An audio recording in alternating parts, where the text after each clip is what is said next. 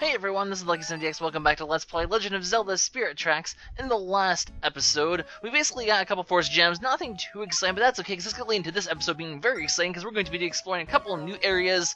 And, well, as you can see from the title of this is where we're going to begin the final Force Gem in the game. So really exciting, things are just already starting to wrap up, and here we are at the end of the Earth Station, where basically, well, you remember part of the Sand Temple with the blocks, with the Sand Rod, and how I said that they will return, the Sand Wand.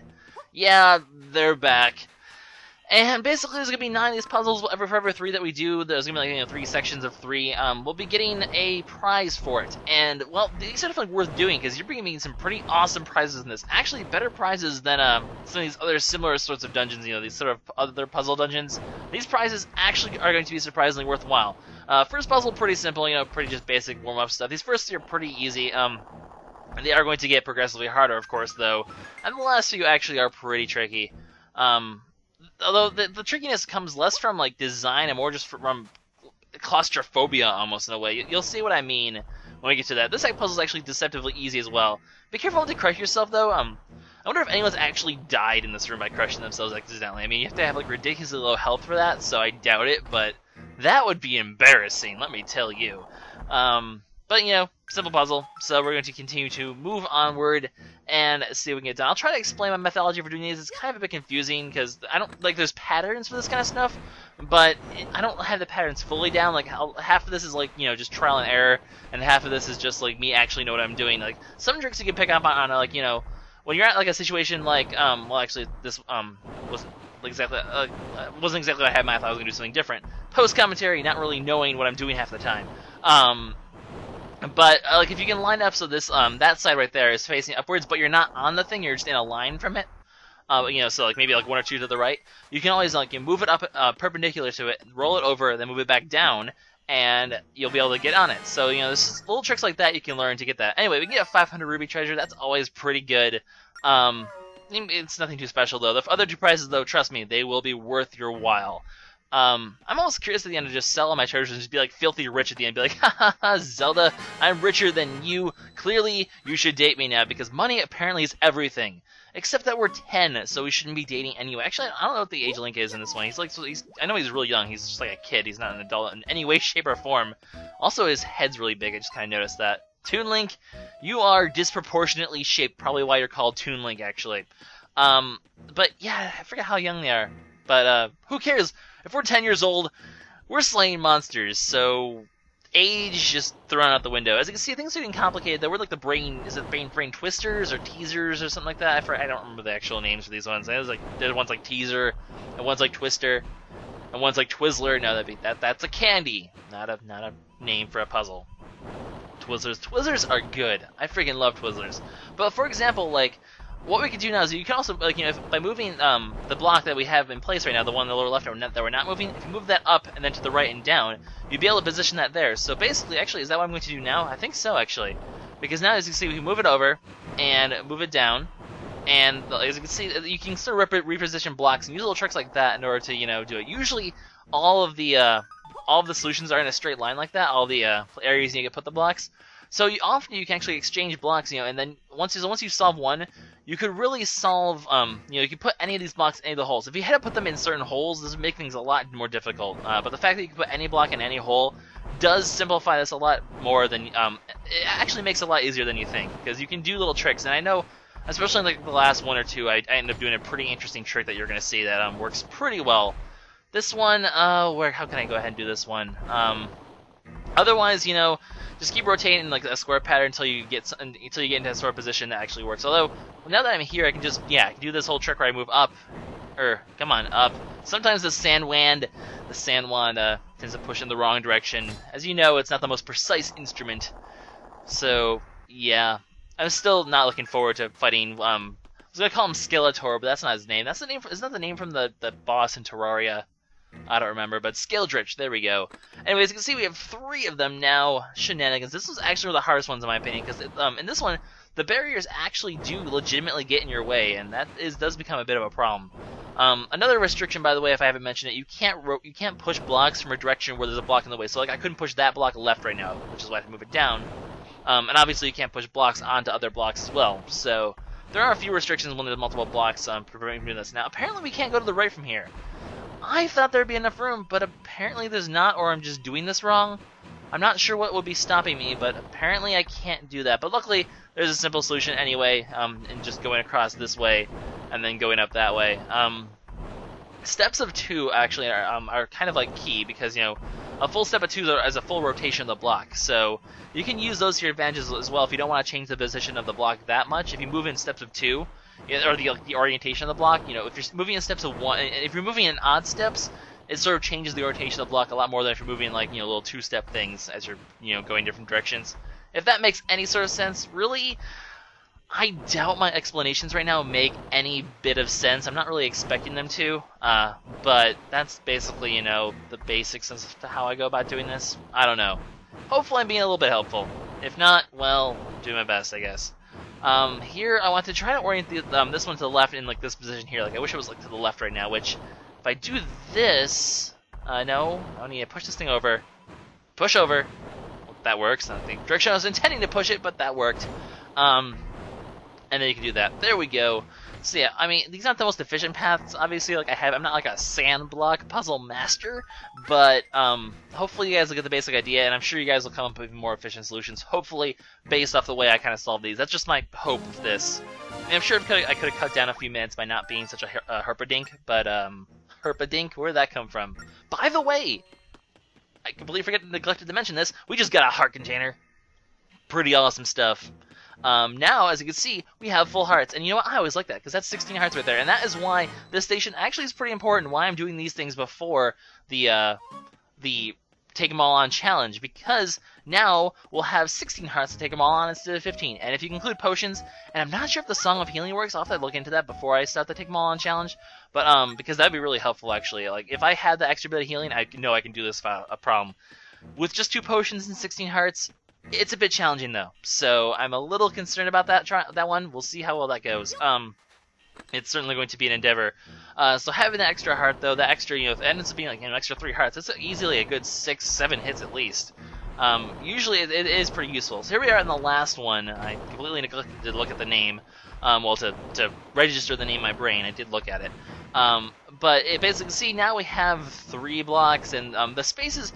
The thing is, these puzzles don't necessarily get harder, the spaces just get tighter. That's what she said.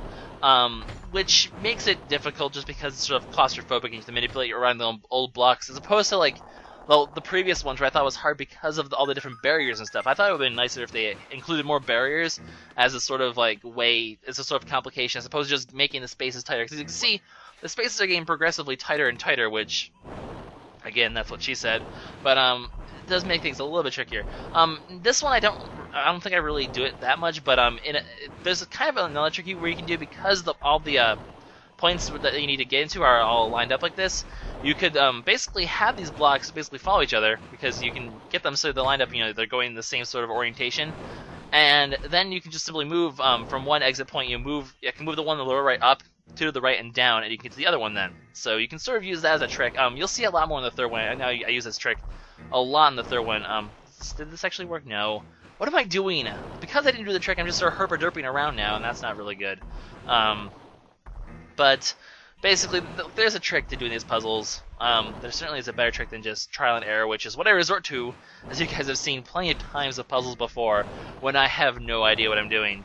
But I think, there we go, yeah, this is going to go in there. Another trick is basically, especially in these closed spaces, you have to move the blocks around a lot. But you'll often have to move the blocks off of the solution positions. So all you do really is just memorize like how you did it, and just do it in reverse so you can get back to your original solution position. You move the block out of the way to move another block somewhere else because the original block's in the way, and then you move it back. So if that makes it, I don't know. See, these puzzles are complicated. I'm not sure if I'm making any sense. But what we want to do for this one, basically, all of them are sort of aligned like this. So as you can see, what I'm going to end up doing is I'm going to get them all basically into this lower right spot, and from there I can actually move the other ones into position from there. So I'm going to move this one down. I can move this one up, move that one. Eventually, I move this one over to the right. Over to the right. Well, actually, I need to move this one down now that I think about it. The middle one, because that's going to be in the way. So I'll have to move. Well, I can actually move that one down there. Then I can move the upper right one will be able to go into one of them, and then, yeah, I can get that one to the right. So there we go. So as you can see now, they're all going to just sort of follow each other and line into place as such. I think you can kind of see where I'm going from here to get the solution. It's pretty simple from here. So this puzzle looks pretty claustrophobic because, you know, there's 3 blocks and 3 solutions. There's not even any empty spaces to begin with, but in the end, it's actually a lot easier than you think it is. So kind of the beauty of these puzzles. They're very interesting puzzles. I like them a lot. As Zelda actually mentions, teacher's apparently a fan puzzle. She's going to bring him over here someday. Teacher, poor teacher. Don't know where he ended up still. Don't really care. But as you can see, we got ourselves a real ring. That's pretty awesome. As you guys know, that was the treasure that we found back in the train post that we had to give to Linebeck. But now we have one of our own. One completely and legitly owned by us. No one can take this away because it is ours for the taking. And we're going to need 2 of them in order to get the golden train set, which will be happening next episode. I will be getting the golden train very soon. So basically, you know, the game actually gives you 2 regular rings from areas like this. So they give you enough alchemy stones, they give you enough regular rings. Actually, kind of makes the golden train actually a lot easier to get than you think because all the treasures are sort of provided to you. Besides, you know, the 500 ones. Obviously, the palace dishes actually were the hardest treasure to get. The 500 ruby treasure chests. The 500 ruby treasures end up being the hardest ones to get, surprisingly. So I guess it's just how it works. But we'll be getting that soon. Everything's coming together now. Stamp stations, we got ourselves the great spin attack. The rabbits will be coming soon. I'm not going to spoil what prize that is, but they'll be coming soon. Actually, speaking of rabbits, we're going to have to go up here and get this one right now. Because I missed it last time, because I failed. Stupid freaking rabbits. And we're getting the golden train. You know, everything's coming together. All the goodies. You know, the thing I like about this game is everything really does pay off. Like, there is a reward for accomplishing all these side quests. You do get good stuff. You know, we have a full heart bar now. We're gonna get some awesome stuff. We have a great spin attack. We're gonna have the golden train. Everything is coming together nicely. And we got that rabbit that time, by the way. Very nice to see that. Stupid rabbit. Stupid rabbit. Tricks are for kids. I don't know where the Tricks is. Tricks doesn't probably exist in this universe because it's a fictional universe where cereal probably doesn't even exist. Which would be really sad because cereal is really good. Then again, I don't really eat like the brand cereal that much. I eat more of the sort of healthier cereals because I can, I guess. I don't know. Although I have to admit, Reese's Puffs are freaking delicious. Just saying. Just saying. Any of those chocolate cereals are kind of pretty good, actually, but they're probably not that great for you. Part of a healthy, balanced breakfast, you know, minus all the chocolate and sugar that we're ingesting into you. So this path leads us down here. Now, this one is going to be a bit different because this is going to lead to the hardest and the final Force Gem in the game. And there is a trick to making this Force Gem easier. And the trick to doing that is to not go in the station. Before you start this quest, we really need to do some cleaning first. So pass the station up and move into this tunnel because basically what's going to happen is we're going to be getting, it's going to be one of those transporting side quests, and you can only take 1 hit in order to get, you know, to the station properly. So every time you take more than 2 hits on your journey there, you lose. And the problem is, in order to get there, you have to take this tunnel, and this dude's here. That's right, he's back for a 3rd time in his hardest incarnation yet. And let me tell you, doing this while only taking 1 hit is really, really hard. It makes it become the hardest Force Gem in the game. I mean, even without this guy, it's the hardest Force Gem in the game just because of all the stuff you have to do for it, and the very finite path you have to take for it. But this guy, as you can see, he's the same as before, except now he has little ones to help him as well, which of course makes taking only 1 hit even harder.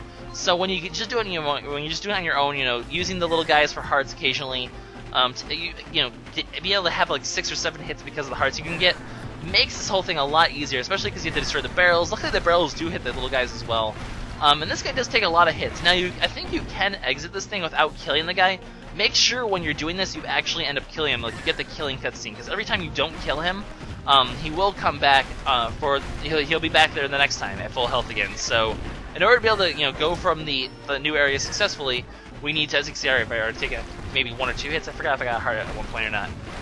And I think he does hit me a few more times during this thing. He gets really fast and hard. He can be extremely precise to get, so there will be times that you screw up. But once you kill him, if you start the side quest, he won't come back. So if you just kill this guy in advance, you won't have to worry about the hits, and he'll be dead, and he'll be out of your way, and that's a good thing. So yeah, as you can see, I've already taken 2 hits. So if I was doing the challenge now, I would have failed. And I'm gonna take another hit here apparently, because I don't think there's any way I can stop this guy. Nope. See.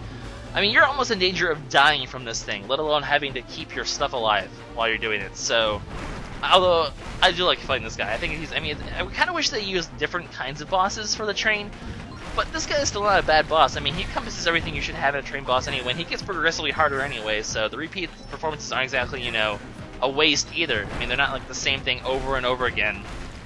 But he's dead for the final time. I was going to call him the giant mud crab. I think I played a little bit too much Skyrim, but the giant rock tektite is dead for good. Well, I'm guessing there are probably three different kinds of them. I don't think they're the same ones, but yeah. Well, they probably do Zelda. It's called evolution.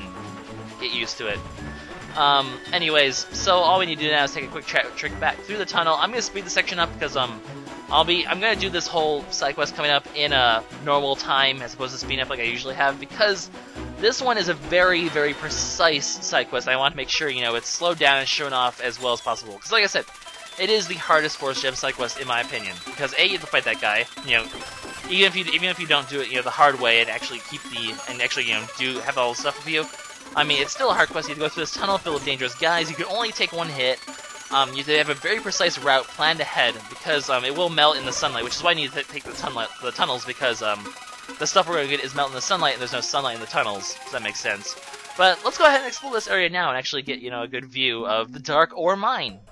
As you can probably imagine, we're going to be mining for dark ore. Probably a little self-explanatory. No, clearly we're going to be mining for popsicles. That's what we're going to be in here. A bunch of Goron popsicles. But judging by the Goron music, you guys can probably tell that Gorons will be here. Which is good. I miss the Gorons. They're really cool. I love the Gorons. They're pretty awesome guys. They're just chill.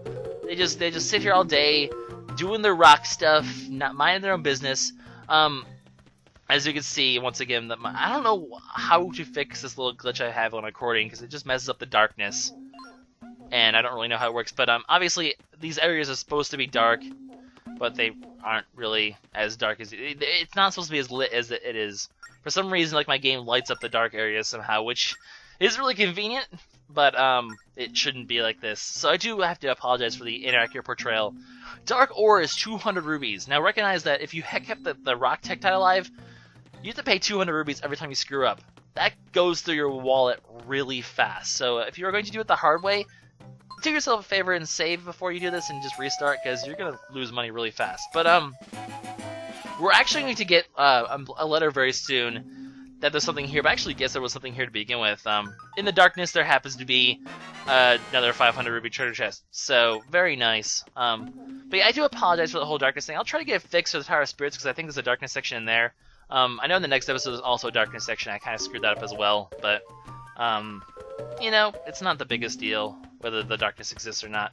It's usually not as big a factor as, you know, it's usually not that type of factor, especially not in the dark ore mines, that's for sure. I mean, there's nothing there to hurt you anyway. So, really, it's not the biggest thing. It's just the graphics thing that goes all weird. Oh, video game recording, why do you act so funky sometimes? Anyways, we got our dark ore. Our location to take it with, and you'll learn this, of course, naturally at some point while you're, you know, doing stuff, especially if you're new Wriggle Ring, is Linebeck. So we have to head to the train post. We didn't make it there with 5 things. Now, with the path, with the sunlight, you can get there in 6, with 6 left, which means then, of course, you have 1 hit, because you'll lose 1 per hit. So, well, obviously the giant rock tektite gun that makes this a lot easier. You just need to make sure you don't get hit by these things. Holy crap, that was close. I'm like split last seconding these things, because split last seconding is apparently a phrase, which it isn't, because I'm an idiot. But, yeah, do be careful, because you can still take 2 hits pretty easily, considering you have to deal with these guys. And I'm pretty sure somewhere along the line I'll have to deal with pirate ships. No, I don't know if we have to deal with pirate ships. We'll have to deal with tektites too. But anyway, we're going to need to make use of 2 different warps in order to get through this section without losing, without losing the ore. Very precise path, and this reason why we're going to need. I actually put my whistle here because Beetle's actually right above me right now. Probably won't show them the map because it's not that important. But I was like, can Beetle come in the tunnel? Nope, no, he can't. Unfortunate. But we're going to make use of 2 separate warps, one of which we got from that Force Gem from the pirate hideout. So, like I said, that Force Gem leads us to the pirate hideout and the pirate hideout side quest in general. Very important, because this is the thing it leads to. And obviously this Force Gem is also going to be very important for other stuff as well, because it's going to lead to a new area with other stuff. and so on and so forth. It's like a chain of other stuffing going on here. What is with my phrases today? I'm just freaking weird. Anyways, so what we need to do is we head down the Sand Realm this way. The Sand Realm, well, it's technically the Ocean Realm, I guess. And we'll use the warp that were automatically provided, you know, when the 3 warps were automatically given in the game. I think there's 4. I think there's 4 warps you're automatically given. I might be wrong, there might be more than that. But we'll use this warp, and it's going to take us to the other end of the desert. And from there, we're going to go to the warp. We actually used this last episode, the warp leading from there to the trading post, which will save us more time, because we can't make it from here to the trading post actually without losing too much dark ore. So you need to use this other warp as well to save time, the one located right here. So go over there. Be careful because sand sharks will attack you. You usually only have to fend off 1 or 2 though. You can also use your whistle to stall them out a little bit. You can also take a hit though. I haven't taken a hit. If you haven't taken a hit from the rock tektites, you have to worry about these. I think no, there's one more. There's one more enemy. I think you have to fight some moblins or whatever those guys riding the warthogs are called. I think they show up once you reach the forest realm part of this journey. But that's going to be the basics for this, and that's actually going to clean up the episode, getting the last force gem in the game. And that's because next episode, the section this force gem unlocks is pretty long. So it's going to be an episode in itself what we unlock, and it's going to be really fun. I think you guys are going to like what this thing unlocks. It's a pretty cool little thing that they that shows it. Probably the coolest optional area in the game in terms of like what happens and what you have to do. It's pretty exciting. But yeah, we'll take this over here. We're going to head to the forest realm. We're going to head to the train post. Give this stuff to Linebeck. You can redo the side quest many times to get paid for it, I think. I don't remember how much he pays you, or I think he might pay you on a treasure. But obviously, being that we have no need for cash or additional treasures, there's no reason for me to do that, so I won't. I think he might reward you with a 500 ruby treasure. That would make sense, I guess. Or he might just reward you with like a lot of rubies. Really, once you get past like 100 rubies, is there a 200 ruby or a 500 ruby in this? I don't think there is. So I think like once it reaches that point, the game just rewards you with treasure instead of actual rubies. Darn that lack of hard currency past 100. Well, then again, people don't really use more than use bills above 100 usually in real life either. So I guess that makes sense. I don't know. In general, like you don't see much past the Benjamins. But, oh, we have mail. You got mail. Excellent. I think this is the last mail you get in the game. I might be wrong. We'll see later if that is indeed the case. But I think this is Kagi-ran. No, it's Kagoran. Call him by his real name, dude. Show some respect. He looks like a squirrel, the mailman. You ever notice that? He kind of looks like a squirrel. Like, give him a bushy tail and he would totally be a squirrel. I'm going to call him the Squirrel Man from now on because that is awesome. But he's going to tell us basically where you get that one treasure that I already showed in the Dark Ore Mines. The sun indicates where the treasure is, and it's supposed to be like a map of the Dark Ore Mines and stuff like that, which, if you think about it in terms of what you can see, that is kind of what the place is shaped like. So, yeah, it's supposed to hit where the treasure is there. We already picked it up, though, so in the end, I mean, we don't need to go back there. We already picked up the hidden treasure. I'm efficient. But yeah, we're just going to quickly deliver this. I'm not sure if the ore starts running out if you're off the train. But if it does, make sure you hurry up so you don't ruin it accidentally, because that would be bad. But you do have a little bit of time to spare. So we're going to go ahead and just go nothing, and he'll give his usual spiel until you press nothing, and then he'll go for the whole Dark Ore thing. So you give it to him. He gives us the final Force Gem in the game. The honor of the final Force Gem does go to Linebeck. Everyone give him a nice round of applause. And in the next episode, guys, we're going to be showing off... Well, actually, I'm doing this a little premature, because there is one more thing we can get while we're here. And we might as well get that. As you can see, it's in the Ocean Realm. Obviously, the last Ocean Realm bit's going to be over there as well. So, I guess, that's going to be wrapping up everything. We got all the tracks we can possibly get now. Well, I can't say that exactly, because there is one more bit of tracks we can get, but that's story-related. So, we got all the optional tracks we can get. But while we're here, we already have a real ring, so let's buy another train car. That's 3 out of 4 golden train cars. In the next episode, guys, we're going to be doing some shenanigans, and the reward will be finishing off our golden train and the rabbits. So, next episode's a 2-for-1 special, I suppose, in getting new awesome stuff. I don't know. So this is LuckySevenDX signing out. I already kind of said what's going on in the next episode, so I don't need to repeat myself. I will see you guys later for more Spirit Tracks. I'm hoping you're enjoying this little finishing off the side quest section. Things are going to go down next time in glorious style. Bye-bye.